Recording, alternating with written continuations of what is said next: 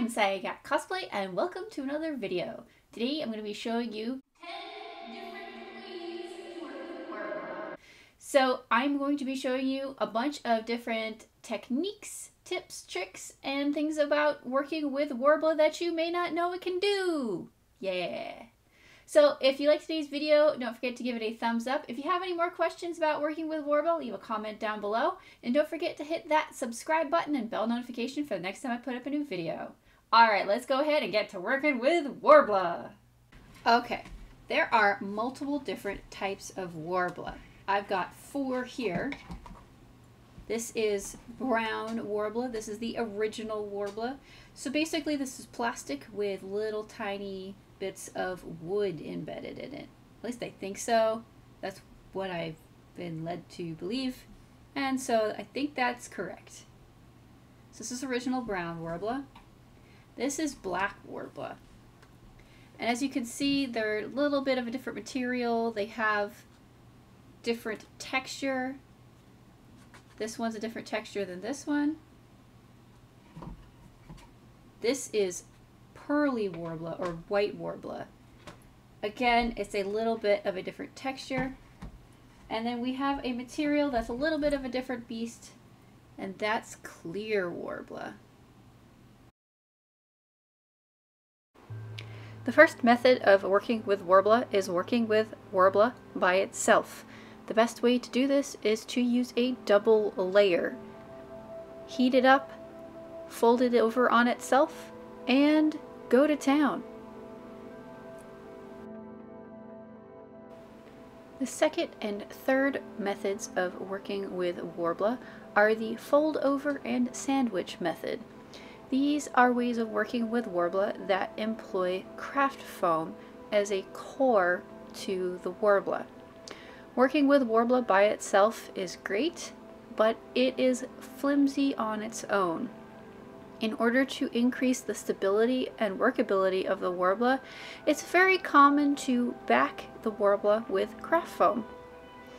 You can back Worbla with craft foam by folding the Worbla over the craft foam, or by sandwiching the craft foam between 2 Worbla pieces. The fold over method uses a little bit less Worbla, and the sandwich method produces a very sturdy piece.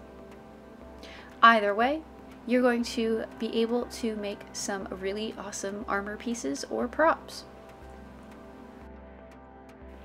A fourth way of working with Worbla is to use the scraps created by making pieces to make trim.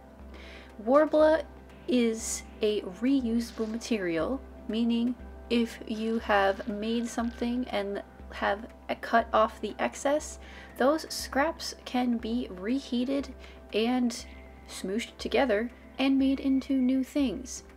So you can make trims out of your scraps. It's really useful for creating decorative raised details on your armor and props. A fifth way of working with Worbla is to combine scraps of different types and make 3-dimensional details such as spikes. Different types of Worbla can be combined with other types of Worbla.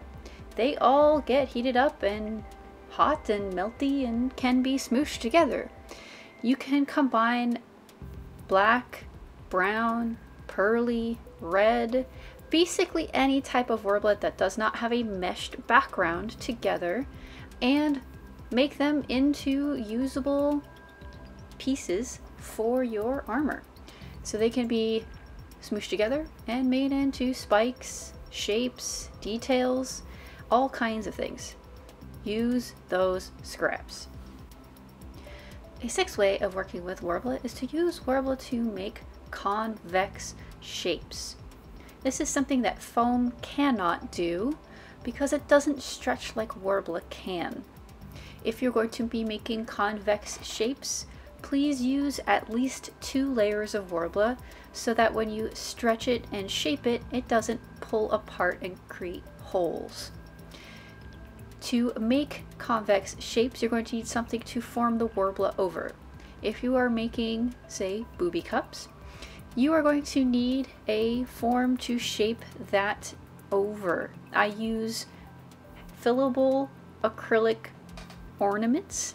These are widely available on Amazon, and you can use half of a one to create a really nice convex booby cup for armor. This is a property of Worbla that is unique to Worbla and is pretty great for making complex curved shapes. The seventh method of working with Worbla is using clear Worbla and or pigments to make gems. You can use a piece of clear Worbla, heat it up, smoosh it together, add pigment if you want, and keep heating and smooshing until you get a gem shape that you are happy with. There's many ways of making gems, but using clear Worbla is a great, fast way of making custom colored gems. An eighth way of working with Worbla is to carve details into the surface of the Worbla when it's warm. When Worbla is heated up, it is able to be carved into with either your fingers and fingernails or with carving tools. This is a really neat way of adding small details into your armor or props. A ninth way of working with Worbla is to use Worbla to fill in seams or gaps in your armor and or props. Worbla can be heated up and smooshed into those seams or gaps and then sanded down smooth, and voila, you hide your seams.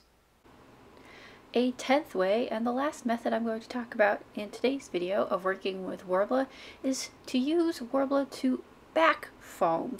Instead of covering foam with Worbla, you can use Worbla behind foam to stabilize a piece.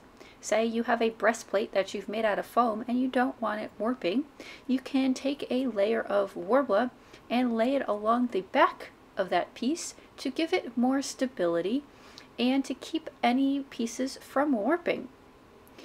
And those are all the methods that I have for this video. There are probably many other ways of working with Worbla that I have not elaborated on here, but I hope that these were helpful.